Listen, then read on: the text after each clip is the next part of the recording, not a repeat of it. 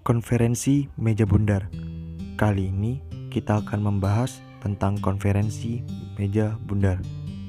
Sebagai tindak lanjut dari persetujuan Rom-Royem, pada tanggal 22 Juni 1949 diadakan perundingan konsultasi antara Indonesia, BFO, dan juga Belanda di Kota Bangka. Perundingan ini di bawah pengawasan PBB yang dipimpin oleh Kritli, dan kesepakatan ini dikenal dengan Kesepakatan Bangka yang isinya: pertama, tanggal 24 Juni 1949, Yogyakarta dikosongkan oleh tentara Belanda, dan 1 Juli 1949, pemerintah dikembalikan di Yogyakarta. Yang kedua, mengenai pergantian permusuhan akan dibahas setelah pemerintah pindah ke Yogyakarta.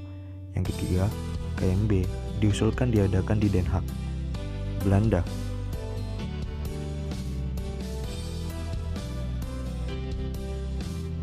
Pada tanggal 13 Juli 1949, setelah pemerintah Indonesia dikembalikan ke Yogyakarta, diadakan sidang kabinet.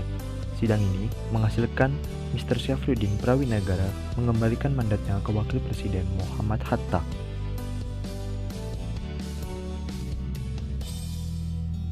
Lalu pada tanggal 19 sampai 22 Juli 1949, tepatnya di kota Yogyakarta, Indonesia mengadakan perundingan dengan BFO, Badan Pemusyawaratan Federal, dan juga ini dikenal dengan perundingan Konferensi Inter-Indonesia.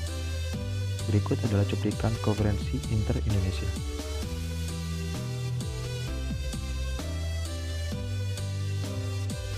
Lalu, pada tanggal 31 Juli sampai 2 Agustus 1949, sidang kedua kembali di Jakarta. Dalam sidang ini menghasilkan beberapa hasil. Yang pertama, negara Indonesia Serikat dinamakan Republik Indonesia Serikat RIS. Yang kedua, RIS akan dikepalai seorang presiden dibantu menteri yang bertanggung jawab kepada presiden. Soekarno-Hatta akan menjadi presiden dan wakil presiden. Yang ketiga, RIS akan menerima penyerahan kedaulatan baik dari RI maupun dari kerajaan Belanda. Yang keempat, Angkatan Perang RIS dan Angkatan Perang Nasional. Presiden RIS adalah panglima tertinggi Angkatan Perang RIS. Nah, Indonesia bersama dengan BFO sepakat untuk menghadapi Belanda di KMB. Pada tanggal 4 Agustus 1949, Indonesia memilih delegasi perwakilan untuk konferensi Meja Bundar di Den Haag, Belanda. Mereka adalah Muhammad Hatta, Nirmohrem, Mr. Supomo, J. Leimena, Mr. Ali,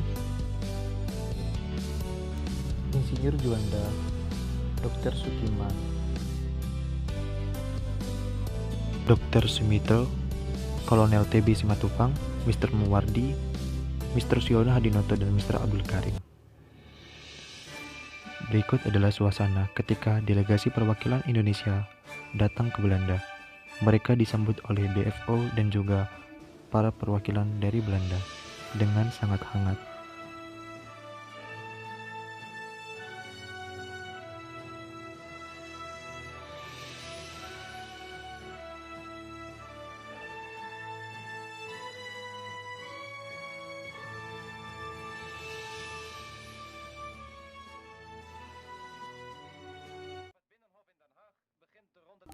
Pada tanggal 23 Agustus 1949, KMB dibuka.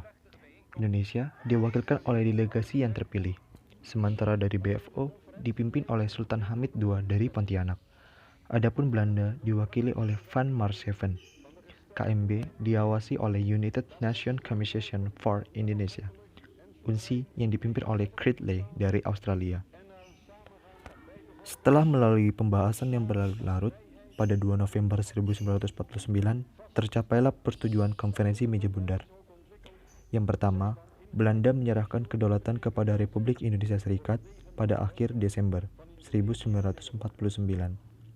Lalu akan dibentuk Uni Indonesia Belanda. Dalam uni itu, Indonesia dan Belanda akan bekerjasama.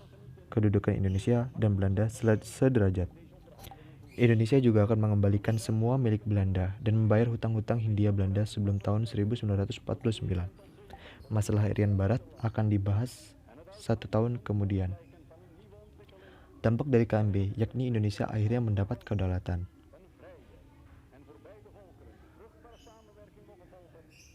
Acara penyerahan kedaulatan berlangsung pada tanggal 27 Desember 1949. Penandatanganan naskah penyerahan kedaulatan berlangsung di dua kota, yakni Amsterdam dan di Jakarta.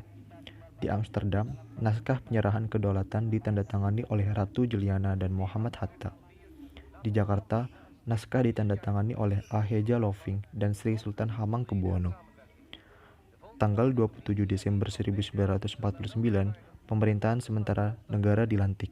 Soekarno menjadi presiden, Perdana Menterinya Muhammad Hatta, dan juga kabinet RIS dibentuk. Demikianlah konferensi meja bundar yang saya bahas. Semoga dapat bermanfaat.